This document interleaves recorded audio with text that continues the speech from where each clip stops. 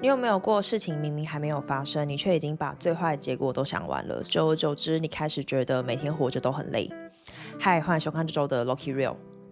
上周我去医院看我的检查报告，我从高中起每年就都会定期的去追踪我身体的良性肿瘤。我这一次在看报告的时候，发现我的肿瘤竟然全部都变小，甚至有一颗水泡它自己不见了。对，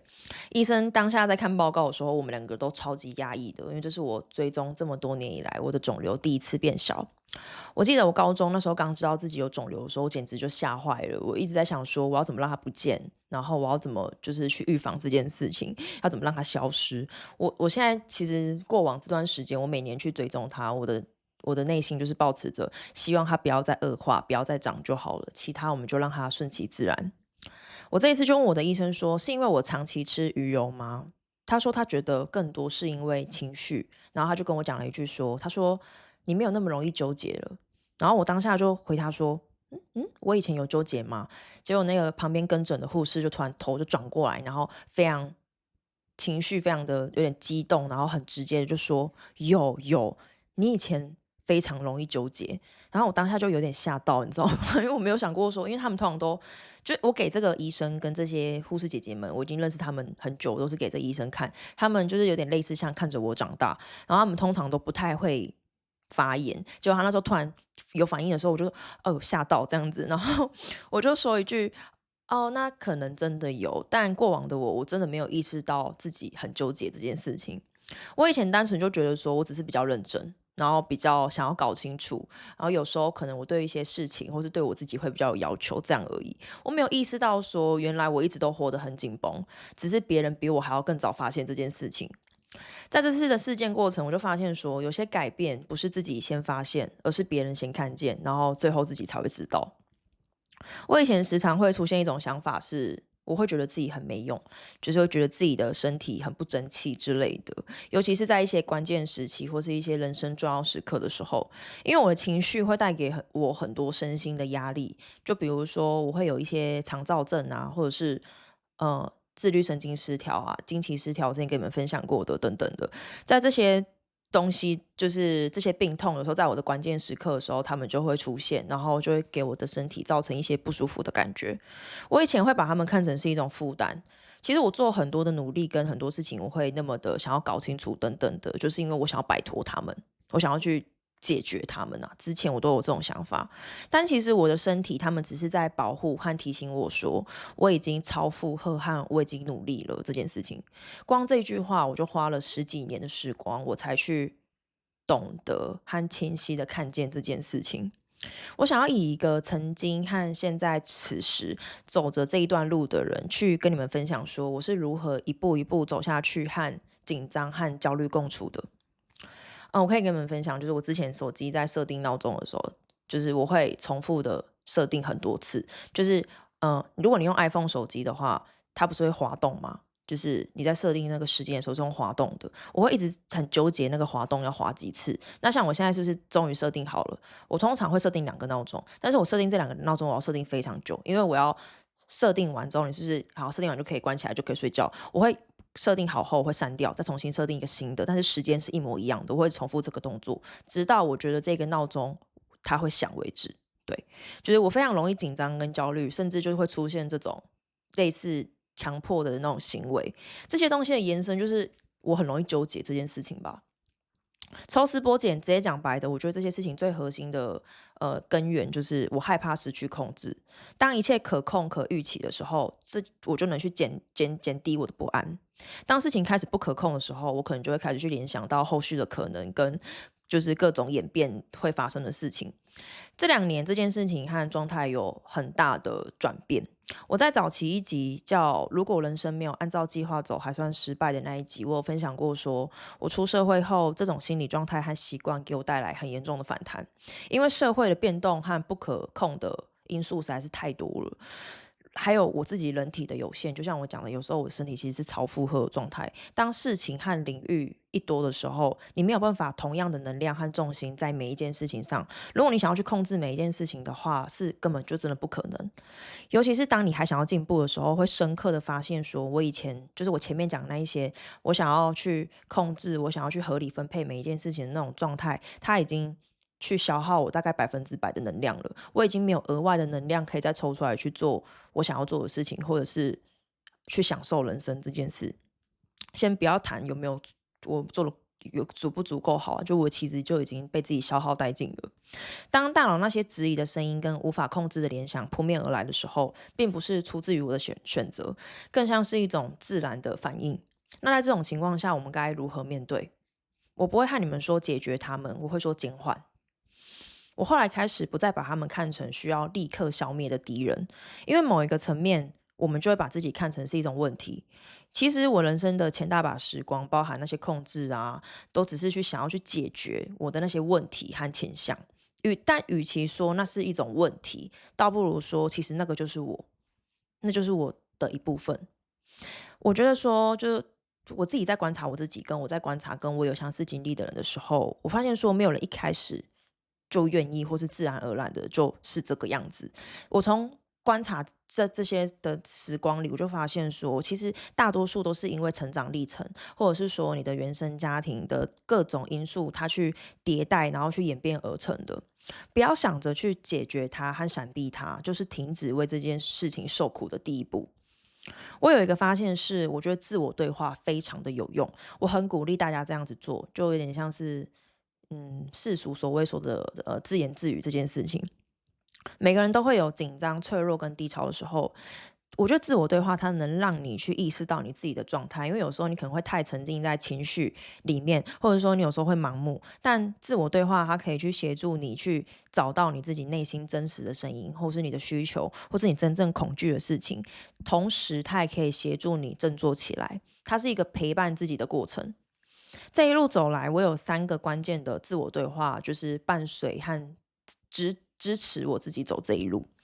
我从以前就是一个喜欢规划的人，然后有最坏打算的人。我制定的计划尽可能就是涵盖各种我可以预知到的可能，因为我不想要偏航。即使偏航，有可能我会有得到更好的结果，但我更想要的是尽可能的就是依照我的预期就好。因为如果不符合预期的话，我会不安，我会反感。我后来在书里有看过一段话，他写说，制定计划时允许自己迷路，你会找到最初没有刻意去找的东西。其实我在前几集就有跟大家分享过这段话，我当时遇见这段话的时候，我真的是醍醐灌顶，它仿佛就穿透了我整个人生线。我当时瞬间就联想到曾经的自己的人生的几个事件，有时候不如我预期的事情，反而更让我清晰的知道说我未来该怎么做。这也让我会去放下控制，也会让我在面对失控的时候，我不会那么的负面，我不会一直就是当我产生就是负面，就是那些不可控的联想的时候，我有办法告诉我自己说，我过去的经历其实一切并不会真的都那么的糟，我一定会学到一点什么。我就会抱持一些比较稍微正面的情绪，也许步调和路线它会乱掉，但这不代表未来的这一路会很糟糕。